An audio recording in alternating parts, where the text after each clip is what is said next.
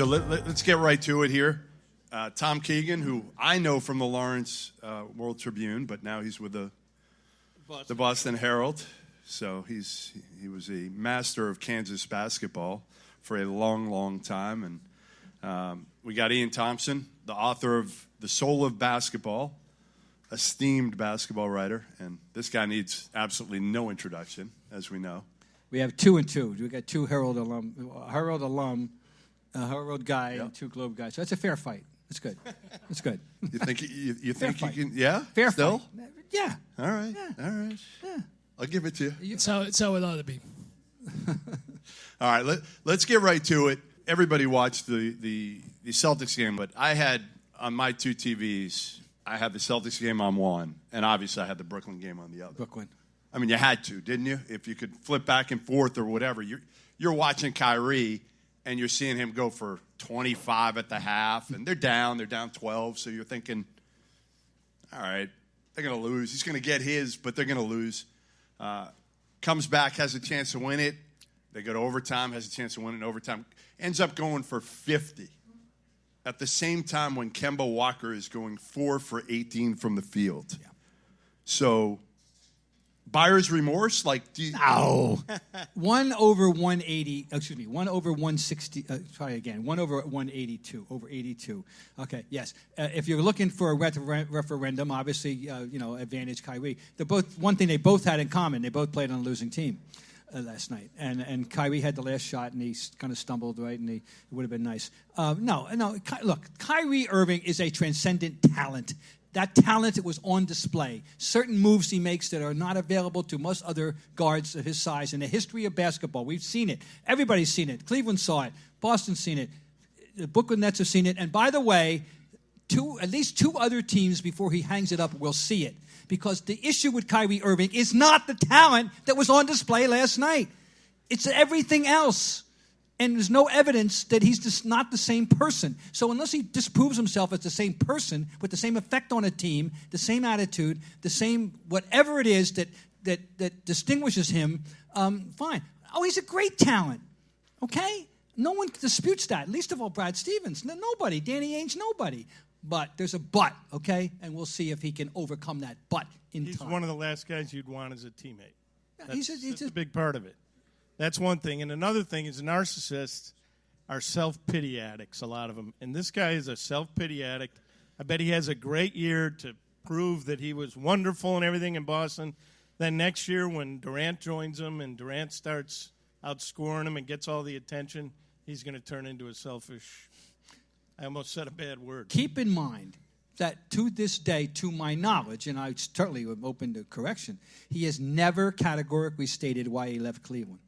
We're all left for implication to why he left Cleveland, but he has never categorically stated it. And I do believe this means he's searching for something in his life. God love him. I hope he finds it. He doesn't even know what it is. He doesn't know what that is. He's won a championship. He's got the biggest single shot in the history of a team and maybe one of the clutch shots in the history of the NBA, which started in 1946, and yet he's still not happy. Why? That's only for him to answer. I have a different take. I think the problem with Kyrie is he's such a great talent. And so when a guy's that talented, you think, okay, he has to lead your team to a championship. But if you look over the last, 40 years, ever since Bird and Magic came into the NBA, all the championships in the NBA, except for one, that Detroit Pistons team with Chauncey Billups had no great player. All the other championships have been won by like 17 players, NBA players. And if you didn't have one of those 17 guys, you weren't going to win the championship. If you didn't have Larry Bird or Michael Jordan or Tim Duncan or Magic Johnson, Shaquille O'Neal, you go on. There's only a few of them. And if you only have one of those guys, you're not going to win the championship. Well, they not only didn't win the championship, though. They only won 48 games. And they actually had a better winning percentage in games he didn't play than in games he played. Right. So what I'm saying is he's not one of those special guys. I don't think he's going to. Now, he was just starting out as a leader, so he still has time to change things around. I don't think he will. I'm sure you guys He cannot be a leader. Exactly. Kyrie cannot be a leader. But the question is... But can he be the number 2 guy? Well, clearly he can. He's done proving that. And there are a lot of great players. With the best player on the planet. Fine. There are a lot of great players that are in the Hall of Fame who were the second guy or even the third guy on a championship team. Oh, he'll be in the Hall of Fame. So I what don't I'm think there's what I'm any trying to doubt say on that. is, by the end of his time, if Kevin Durant turns out to be the guy that can lead Brooklyn to a championship team to a championship, and Kyrie Irving's there to help him do that, and is there as the second guy to help him along, I don't know, 10 years from now, we may be talking different about Kyrie Irving than we are right now. But Ian, let me ask you this, as in a devil's advocate way. I agree with you on your analysis of this NBA history. There's no question about it. But can he accommodate himself in the idea that being number two is okay? See, I think Because he was number two, but he had the big. He can, and He didn't want to stay. Plus, he's Last got the time he wanted- satisfaction of. I got the big shot, not LeBron, but LeBron was still LeBron. He was clearly the guy, and I'm going to throw this one out there with the possible underlying exception of Isaiah Thomas with Detroit in 1989 and 90, and we can argue no small guard has been the guy. He's not going to be They've the all been guy. adjunct Kevin guys. Durant's going to be the guy. Kevin Durant's the better player. No small guard has been the guy. But you might argue Thomas. I'll listen to that argument. But if it is the case, that's one time since 1946. Right, but we shouldn't even be talking about Kyrie Irving as the guy. He just went to a team, and it was his idea to put it together. He's the number two guy. I mean, it's just so obvious to He everybody. sees himself like that. I think with Even KD, with Durant? I think it's just going to work out Does this that way. prove? I think they have Ian, the does type this- of relationship that actually I do think Kyrie can be okay being the number. He thinks he's the 1B, right? KD will let him believe that he's. Kevin Garnett did that with Paul Pierce. Every word out of Kevin Garnett's mouth when they first got together was, "Oh, this is Paul's team. This is Paul's city. Right. Paul's the guy." Kevin Garnett never did a press conference early on without Paul Pierce sitting next to him. Right. I did a cover story when they first got together at Sports Illustrated. The three guys. It was Kevin Garnett, Paul Pierce, and Ray Allen. Kevin Garnett's in the middle walking towards the camera, and he's pointing like this to Paul Pierce in the picture.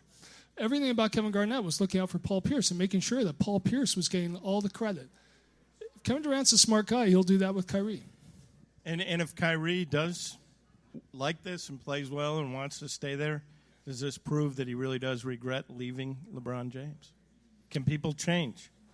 I don't think he's changing. I think it was all about LeBron there and his crew. And I think, again, because of his relationship with KD, it's different. He considers himself an equal, and KD looks at him as an equal. LeBron never looked at him that way. LeBron looked at him like he looked at Jason Tatum last year, like his little brother. So he never allowed him. That's what Kyrie's thinking. Nobody was an equal to him. Right. To LeBron. Right, but he that's couldn't clear. handle it. And to be honest, nobody was an equal to Kyrie talent-wise last year in Boston. Nobody was an equal. No. Oh, But the problem was he had a terrific statistical year. The issues were when the game was over and beginning, and his suffocating presence in the locker room. As we have learned, That's right. we suspected it, and now we have learned it. It has been confirmed by those who were there that he intimidated. If that's the right word, help me with the right one. But he had some effect on the younger players. That was not a positive effect. That his whole presence was somehow Made them self-conscious. I didn't want to go so far as to say malignant, but there was a negative context to his presence, as it turned out, which is why I was saying earlier, it's not about the talent. The talent is unquestioned. But no one would be stupid to question his talent. But this stuff just changes. Like right now, it looks this way. But if we were back in 2011, the summer of 2011, after LeBron's first year in Miami, and he played 8 seasons in the NBA as the best player, he hadn't won a championship yet, and he'd let his team down at the highest time in the finals that year against Dallas. And you're saying, okay, LeBron, you're supposed to be a leader. You've got all this talent, and you just can't get it done. You haven't got it done anywhere you've been. And now the story is so much different. I'm not saying Kyrie is going to be that. I'm pretty sure he isn't. But I do think that things are going to be different for him. The story's only halfway there for him. Not even. even. Look. 1/182nd. Look. In basketball too. No, I'm just talking about halfway through his career. Yeah. All right. And in basketball, there's just so much of a demand on the best player of a team that's trying to win the championship. So much more than Tom Brady faces in football.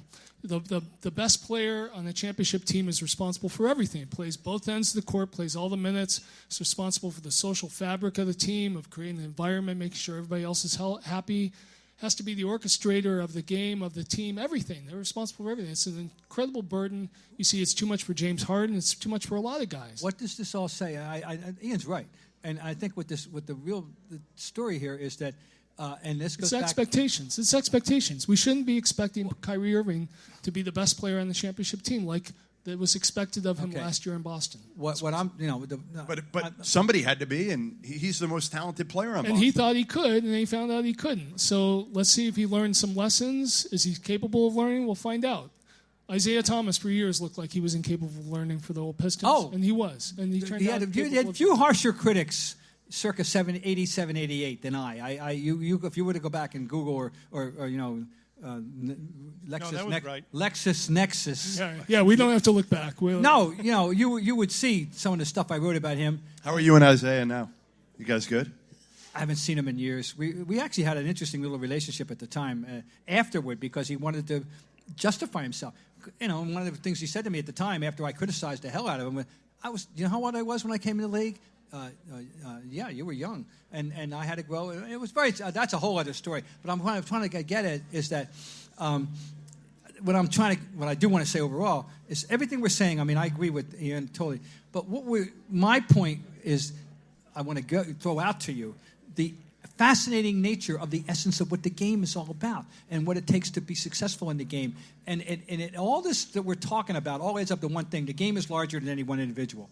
And the game is subtle, and the game it's a part talent, and it's part attitude, and it's part dedication, and it's part personality. I go back to one of my guys I revere in this game, Pete Carrill. And he wrote a book called "The Weak Take from the Strong." And I mean, if you ever get it, read it. But I mean, it's about the essence. That's why I love this game. It's not that simple. It's of having the best talent. It isn't that simple as having the best talent. And maybe none of them are, but God knows this one isn't. All right, so going from that, talent-wise, you watched the Celtics last night, and they go up against a big, talented Sixers team. They were terrible. The Sixers were terrible, too. I mean, honestly, it was an awful game. You don't like missed free throws as an entertainment spectacle? Missed free throws, missed threes, fouls.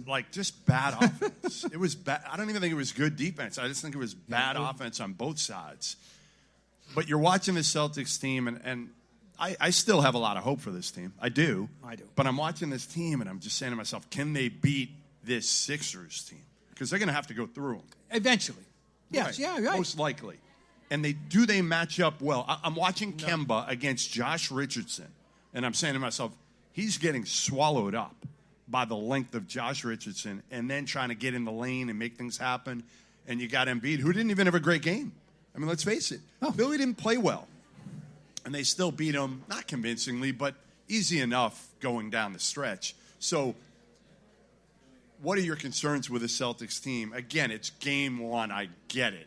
Gordon Hayward was probably the only one who played fairly well. And he wasn't great. He had 25 points, but most of them were kind of mid-range shots. He still didn't show any real gear throughout the whole game, that he's kind of back to the old Gordon. So how much concerns you about this team? Oh, I mean, I was optimistic. I love Tatum. I thought he was going to step up. I'm happy that they signed Brown. I'm a charter member of the Smart fan club. But I was aware of the problems in the middle and the defensive thing. No, that was not a good show. It's not a good show. Hayward, 25. I thought Hayward was going to be a quasi all-star, if not an all-star this year. I really expected him to come back. But they played Philly, and this told me Philly's going to be trouble. There's no question about it. Embiid, they can't deal with it now. The guy who could deal with Embiid is playing next to Embiid. And that's a problem, Al Horford. No question. They're going to have trouble with Philly. And I'm resigned to. I kind of knew this, so that's the case. That's the case. I do think this, and I'm not the only one that thinks this. Long way between now and the trading deadline, and get it big. Yeah, Danny's going to be looking around. This will not be the team that ends the season. That's, I think, is safe to say. I mean, I look at the game last night and think, okay, the Philly team we saw. That's kind of what they're going to be when they get to the playoffs. It's going to be defense and ugly offense. And they're going to use their size to try bully teams, and that's how they're going to play. They're going to win with their defense. And I give the Celtics a chance against them in the playoffs many, many months from now if they become a team that moves the ball around, like really fast, like the way Brad Stevens does when he's streaming in the middle of the night. Like the ball's just going to be flying around because they have so many different scoring options, and not one of them should be favored over the other. There's so many guys who can score at a high level between Tatum and Hayward and Kemba Walker and blah, blah, blah. So if they're moving the ball around like that and they're shooting from the perimeter, well, now they're riding the wave of what the NBA has become with all the three-point shooting. If you look at the last 5 championship teams in the NBA, the best players on all those championship teams, they were all shooters. Every single one of them could go out to the three-point line and shoot. So, how many great shooters do the Celtics have, though? Well, I'm talking about what does Philly have? So we're all Philly doesn't have it. You're right. Philly does not have it. So we were talking about how does Boston match up with Philly? Well, in a playoff series, I think when you are relying on your 3 big money guys to carry you in a league that favors perimeter play, and only one of those guys can shoot from the three-point line, I don't know. And the Celtics can become, if the Celtics are passing the ball around, they're not a championship team. They don't have the great player that can win the championship for you. But maybe they can get by a flawed Philadelphia team. There's a big if there. Mm-hmm. If the Celtics are moving the ball around, bodies are moving, the ball's moving super fast, Kemba Walker has this over Kyrie Irving. He's a great teammate. He wants to do well. He's a guy who's easy to get along with. He thinks team-oriented. But his whole career, he's done something that Kyrie has done. Bam, bam, bam, bam. He's a pounder. He dribbles too much. He pounds it. And that's not a way to move the ball. And that doesn't mean he can't learn it, but it's not going to be a smooth transition if he's going to become a guy who's playing off the ball a lot. That's totally foreign to him. Well, fortunately, this NBA season lasts forever. So we'll see what happens. 182 games. When the regular season ends, baseball will be in its 3rd week. Just remember, that's how far down the road we're talking. You're talking about regular season. Regular season. Yeah. Regular. April, middle of April. Yeah. And I always have something I say to people at this time of the year. I'm going to come back to you at March and ask you for 5 things you remember from the first month of the season. No one can ever remember 5 things. Well, remember the Rockets last year. Yeah, First month of the season, they were terrible. Yeah, okay, I'll go by I saw them on the road. They were Yeah. horrible. I mean, they were talking about, they were injured, D'Antoni losing his job, then they turned it around. I thought watching them last night, too, they got nothing in transition. No. And they have to. Yep. This is a team that has to get out and run, and they got absolutely nothing. Yeah. Kemba didn't push it. Even if they tried to, they weren't getting anything because Philly was getting back. And, I do worry, though, about the Celtics because they're not great three-point shooters. They're not great. Like Tatum, I think, has a chance to be a 40%. I mean, he was his rookie year. Yeah. Gordon's good, but, again, we got to see it with him. Jaylen Brown, I think, is more what he was last year, 34, something like that. Well, the last and Kemba, same thing. Last 2/3 of the year, he was like 38, 39. Yeah. Is not After- the one? after his Is bad not start. one of the hopes, the young lad from Purdue. Now, Carson? Carson. Oh, here we go. Bob loves no, Carson no, I'm just Edwards going right on. now. He loves him. Great take minutes on a game, yeah. when Carson Edwards had that game, the game, and you know what game I'm talking It about. was a preseason game, right? When he had that, yes, I'm well aware. Just reminding you. When he had 26 that game and he points made 8 threes in 5 minutes quarter. and 46 seconds, which is just beyond preposterous, I said, "Oh, kid, don't do this. 3 or 4, maybe. Don't tease people with that. Don't, please. Oh my God." Connor Henry. Connor Henry, that's do right. I remember what a beautiful looking shot Connor Henry had. Michael Smith. Rotation Michael was Smith had a hell of a shot, too. perfect. Practice. Anyway, Right? but seriously, that was too much, and that was raising anybody's hopes too much. But he may be a major asset during the season. I'm still hoping out. This major. We're not wasting an time asset. Carson Edwards here. You're not. We're not now. I'm being shot we're down. moving on from You're Carson shooting me down. It's got to be somebody. Jaylen that- Brown. I'm- Jaylen I'm- Brown. all right. Was he I don't think he was So worth the money. I would wait a not minute. pay Before him. you go, I'm filing an ageism charge on that right now. I'm sorry. On which? On shooting down Carson Edwards. All right. Now, I just want to be on record. We'll revisit later. Okay. Jaylen Brown. Signed him to a deal, what was it, $100 million guaranteed? $100 million, 4 years? Yeah. 105, whatever it was. So you're talking 25, 28 million a year. I wouldn't have done it. I would not have done it. I'm not in the camp that Jaylen Brown is a top 3 player for a championship caliber type team, even in 3-5 years. I don't think he is.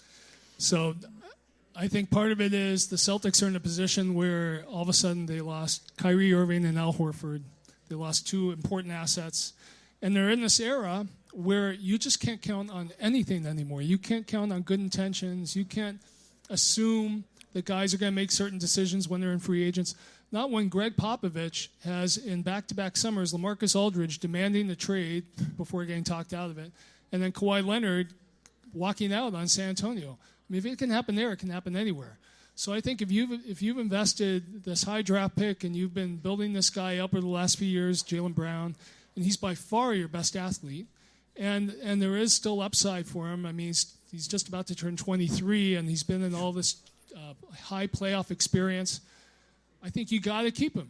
And then this new economy with the numbers, I always find myself lagging behind on the money. And every year I'm saying, I can't believe this guy's getting paid that much.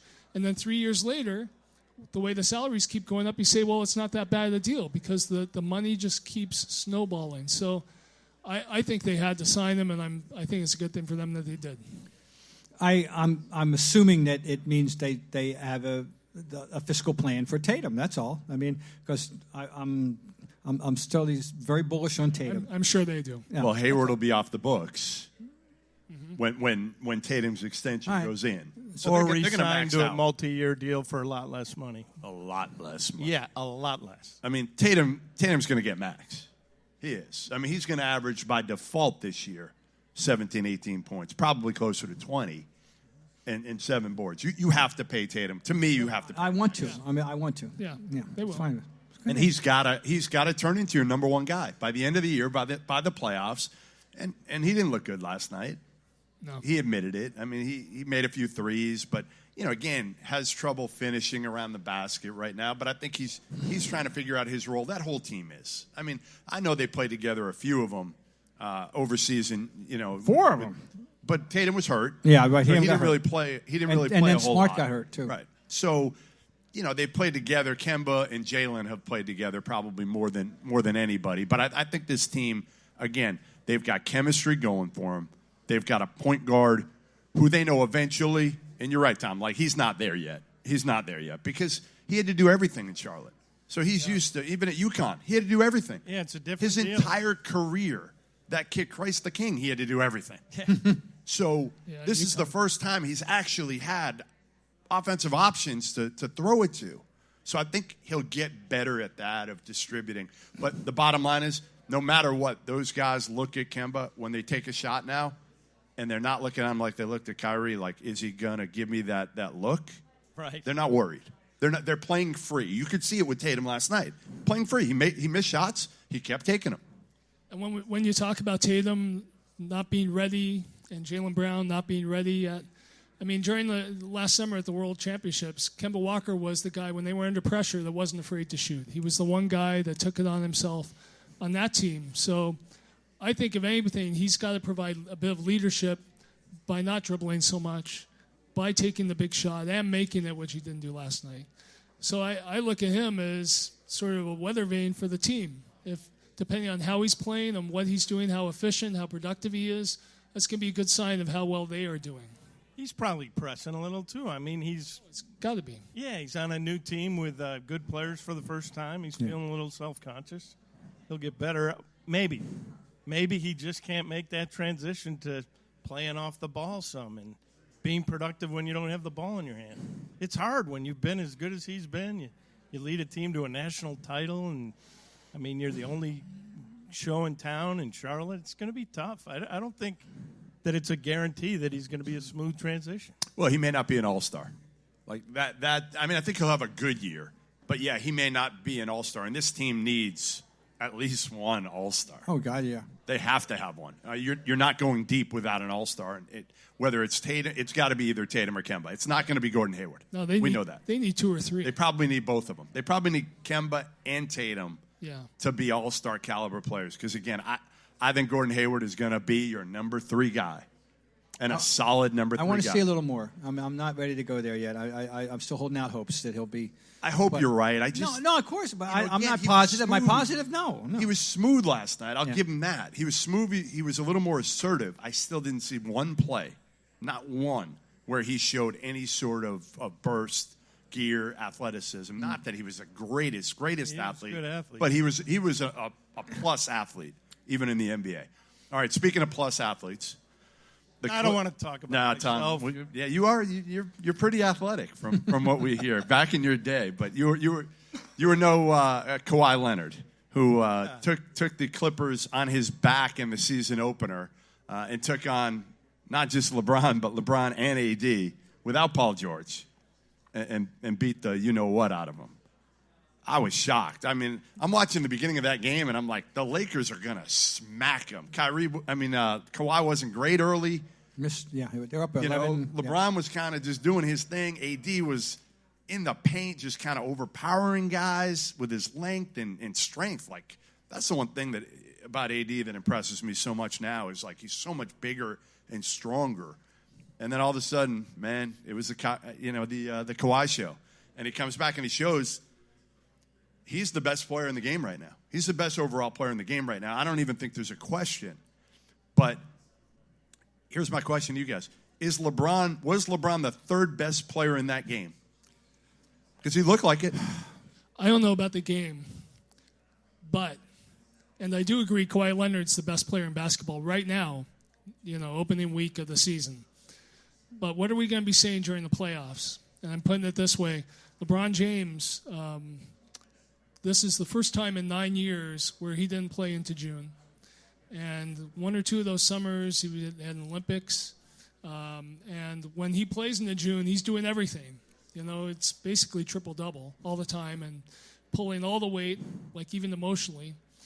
And also, all summer, all he's heard is that he's washed up. And the killer was Scottie Pippen coming out and saying, well, nobody has to worry about LeBron anymore. He's 17 years. Haven't we seen this before? I mean, how would Michael Jordan react to that? How would other great players... Michael Jordan would have had 40 and 1 against the Clippers the other night. No, I think what LeBron is going to do is he's going to use this regular season to help Anthony Davis see the way forward. Because Anthony Davis doesn't know what's ahead of him. He doesn't know how to contend the NBA. He doesn't know how to play through injuries the way LeBron does. There's a reason why LeBron plays a lot of games every year, because he plays through injuries. And Anthony Davis has never had that kind of a role model. So LeBron's going to be slow pedaling it during the season. But if we're now in the second round, third round of the playoffs, game 5, game 6, it's a tight game, and LeBron's been pacing himself, and he's ready to play, and he's had this rest, and everybody's saying he's no good. Who do we think is going to be the best player in the NBA in those moments? All right, LeBron James is, as of today, is 68 days shy of his 35th birthday. He has not played. He's closing in on playing half his life in the NBA, literally. Wow. And not only has he had all the regular seasons, he's had all this extensive playoff, including 8 straight finals, as we know, which, do the math on how many games that is, it's well over 160 games extra. Just those 8 years, okay, in a row. So I'm just throwing that out there. It's true. The wear and really. tear is phenomenal. Now, put that on one side. On the contrary, I'm going to be my own devil's advocate, okay? I looked at this going into the season and said, is it possible, and I'm just, once again, is it possible that there's some kind of analogy between what Magic did for Kareem in 1989 and what Anthony Davis might be able to do for LeBron in 2019-20? Granted, different juxtaposition here, But what Magic did for Kareem was rejuvenate him. But Kareem was a bored guy who had not been been a factor in the playoffs at that point for several years, and had actually told a writer for the LA Times, all they want to pay me to do is show up and shoot a few hook shots.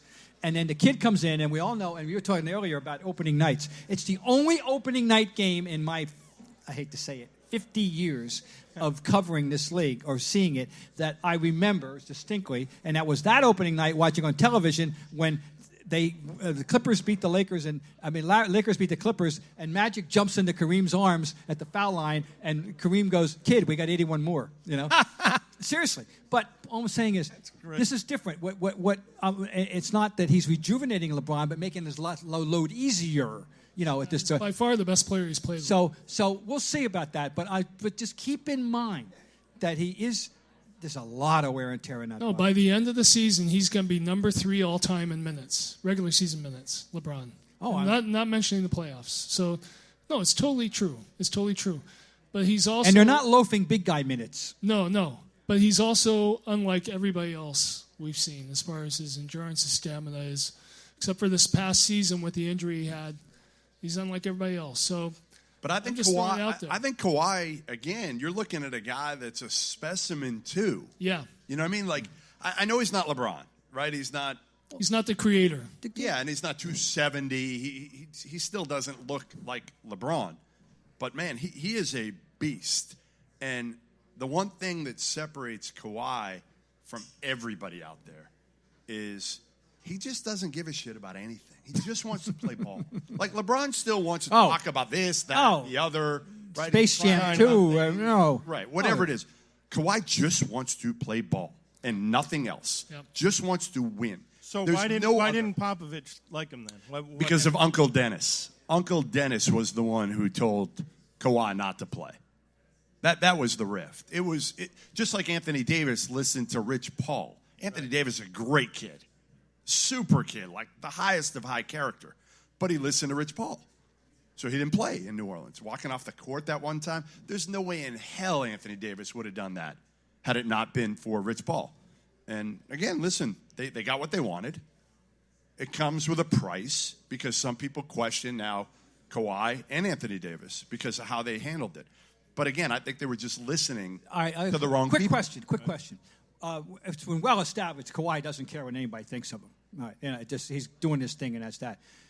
Is Anthony Davis equally insensitive, or is he susceptible to, No, he's susceptible. Oh, yeah. Yeah, no. There's only one Kawhi out there. Didn't he? But then, hence, what about the famous T-shirt last year? How did you read that?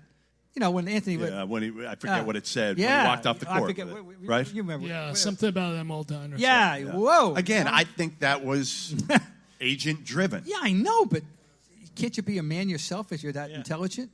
I'm just you should be, but again, listen, right. there's other factors there where your agent's telling you, hey, listen, we're going to get you at L.A. And they did get what they wanted. But you got to do this, this, and this. And I promise, if you do all this, we're going to get you to L.A. We're going to get you to winner. I bet he doesn't regret it.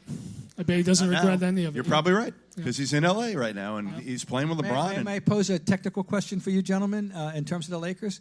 There was no Rondo, who was some mysterious late-game scratch, as I'm told, and no Caruso, who most people don't know who that. He loves Caruso. I bet people, Carson Edwards and Caruso. There's a groundswell. There's a cult. Is it the hair? There's a Caruso cult out there. It's the voice, Caruso. Okay. When they get a real point guard on the floor, which I never had last night, how's LeBron? Is that going to be you see that as a positive? What are your thoughts about those guys? How about let's talk Rondo. Let's just talk him specifically. Where do you see Rondo at this point, and where do you see Rondo in this context? Well, they don't have a big thing the Clippers have is they have Lou Williams to come off the bench and give them that second unit leadership. But the Lakers clearly don't. So to me, the Lakers have to find a way to make sure that either LeBron or Anthony Davis is on the court at all times, apart from when they start or when they finish together. So when LeBron's on the court, that's a good time to rest Rondo.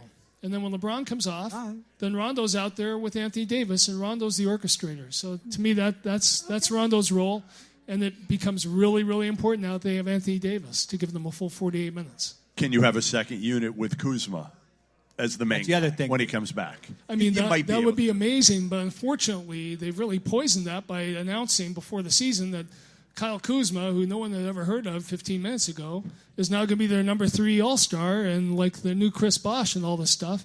So he's got this idea, I'm sure, that he's going to be up there. He's the number 3 guy. It's a big 3. Well, isn't he? Huh? No. Isn't he? No. You don't think so? Hell no. He has a lot to prove before. He's a good young player. Yeah. Like Jason Tatum is better than Kyle Kuzma.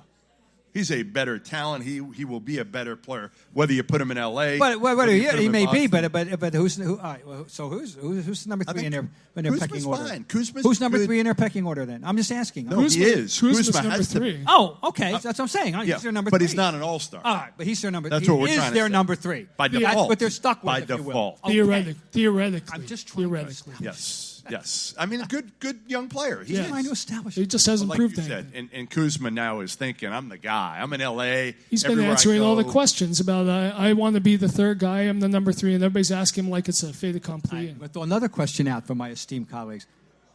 How are you on Frank Vogel? Is he up for this? Doesn't matter.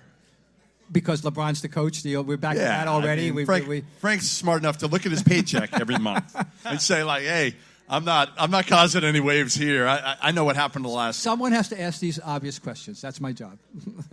I mean, I hope Frank Vogel called David Blatt. You know, that Casey Jones had to manage Larry Bird. Oh, don't. I know. Oh, They won championships. They won championships doing it that way. Eric Spoelstra had to manage LeBron. I mean, LeBron in 17 games. And D-Wade. But 17 games into his first year, LeBron went into Pat Riley's office with the 2 other guys and said to Pat Riley, will you coach the team? So, you know, and Eric Spoelstra had to manage that. So I'm sure Frank Vogel can manage it. I'm sure he can. All right, so let me get to it now. It sounds like my guess is you're pro Lakers here. If we're going through and saying, and again, it's one game, it's nothing, but who's going to win the championship, or who do you like out of the Lakers, Clippers, or somebody else? If you want to go, Westbrook and Harden, be my guest. I won't, but I want to see it. I'm skeptical there. I just think the dynamics there are so different than they were when they last played together. And Westbrook has elevated himself to a status. Harden has elevated himself to a status. Are they going to be, co-conspirators and happy and kumbaya? Maybe. And but even then, is that enough? I don't know. The team that could I don't think you want to play any night is Denver. I'm sorry. I'm such a you love joking. I'm such a suck up on Djokovic. How can you not? I am. Everybody. I am. And Murray is exciting. But God, Djokovic got off to a great start again last night. The curtain lifted, and there he was doing the same thing, playing the passes, making the threes, playing the game. I love him, but they're a thorn. They're an impediment. They're an obstacle. Yeah, sure. An obstacle. Sure, I'll give you that. How's that? I'll give you that. A speed bump. They're an obstacle. If they win, it's the 77 Trailblazers. That's what it is. Well, if they fine. Win. God No, I'm level. just saying. I'm saying it's possible, but there's only one path. There's only one role model for them, The league's different. and it's the. And I don't know that they're any better than. So did you pick Lakers, Clippers, Denver? Are you going on the limb and saying the Denver No, Nuggets? I'm just throwing them out there as a team to watch for sure. We had this discussion, you and I, about matching up those Laker and Clipper rosters, and you kind of persuaded me a little bit that Clippers were better than I thought. Because I told you at the time that I like the Laker roster better than the Clippers, and now I'm completely waffling. I am backpedaling completely at all. And by the way, let's just quickly touch upon that Clipper game the other night. 60 points off the bench. We know Lou Williams, who historically is not getting his due. Yeah. I just think write a book, Ian.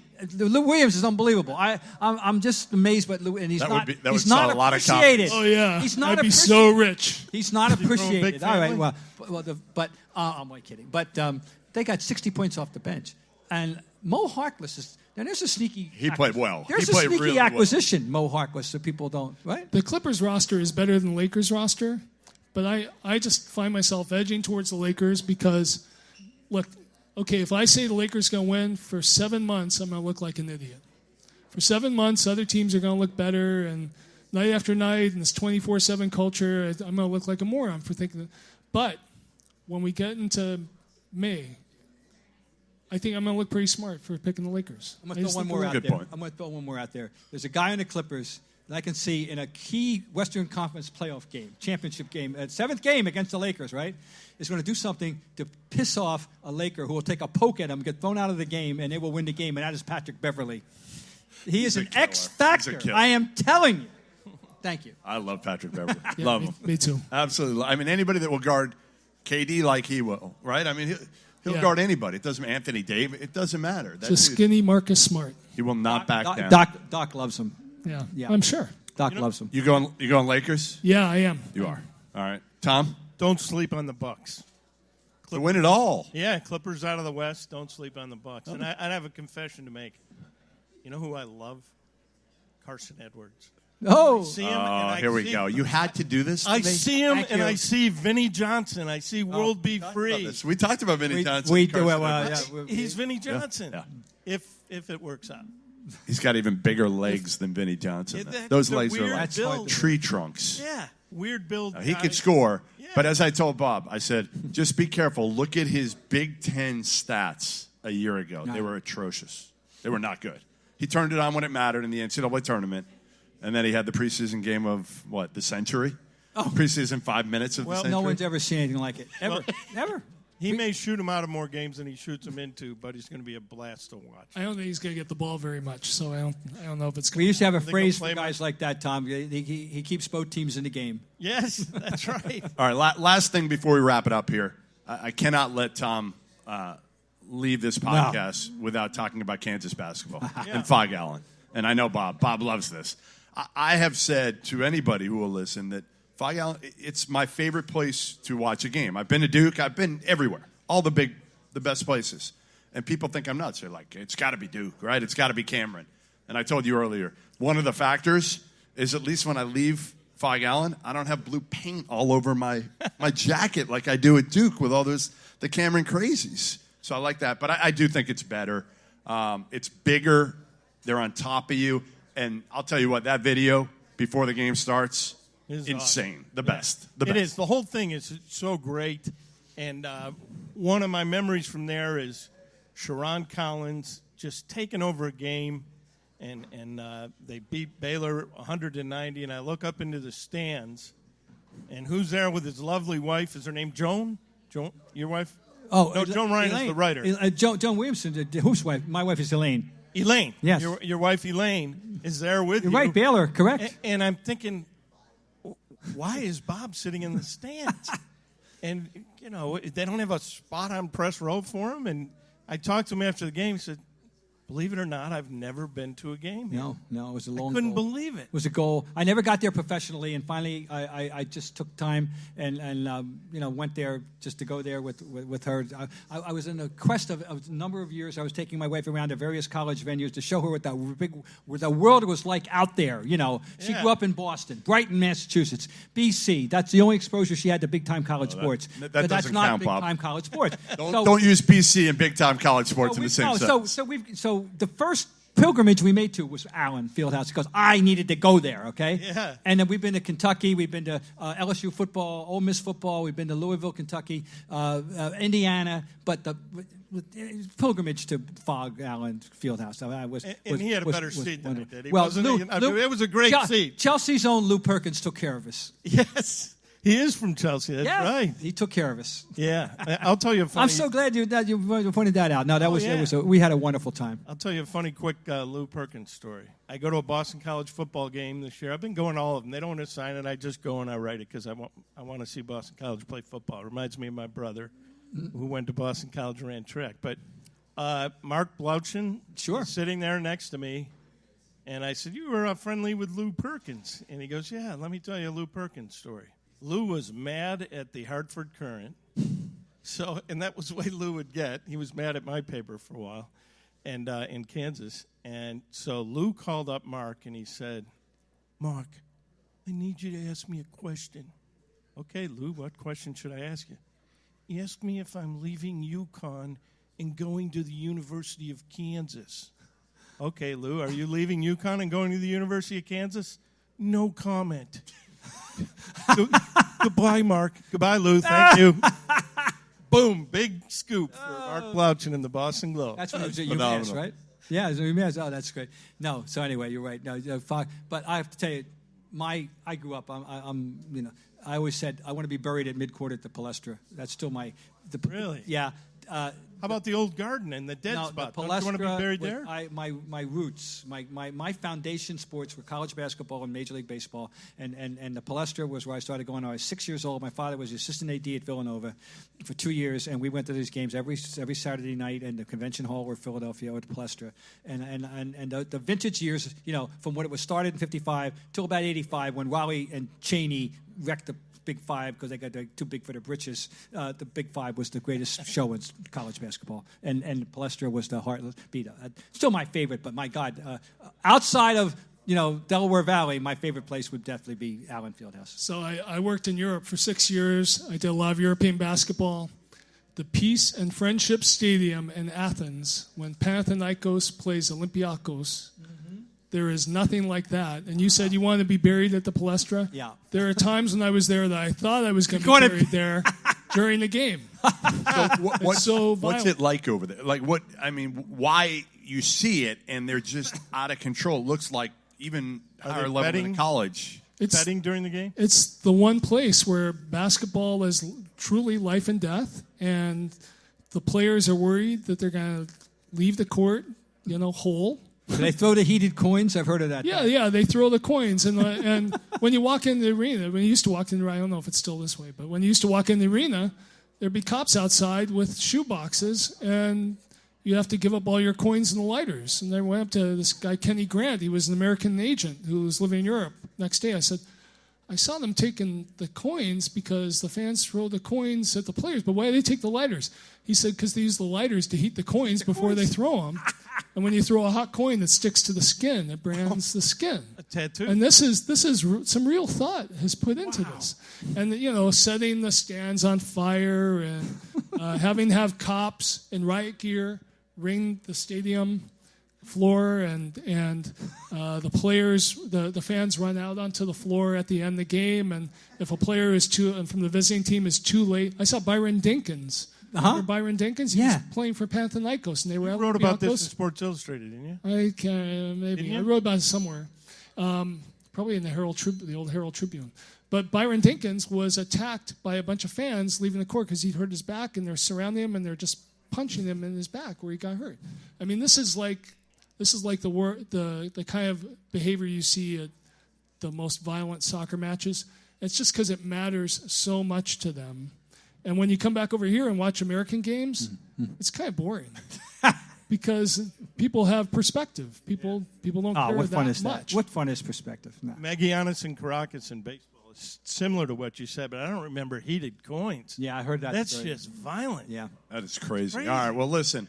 I really appreciate you guys joining us tonight. Really good, and we had a good time here at Fenway Johnnies. We're right at Fenway Park here, and did the Ryan and Goodman podcast with we got to bring him back. Oh, absolutely. Right? Encore. Ian Thomsen, Tom Keegan. Encore. Thanks for joining us for this. This is great. Yeah, thanks. And I can listen to those stories about international basketball all day. Yeah. I'd like the referee to heated coins. Man, that takes it to a different level. All right, well, listen, we'll do the podcast again next week. I don't know where we'll do it from, Bob. Probably won't be an establishment. How about Athens? Athens, that'd be good. Yeah, Athens. You paying? Well, we can. We go Dutch. All right, there you go. All right. Well, there you have it. Join us next week. Ryan and Goodman podcast. We'll be back.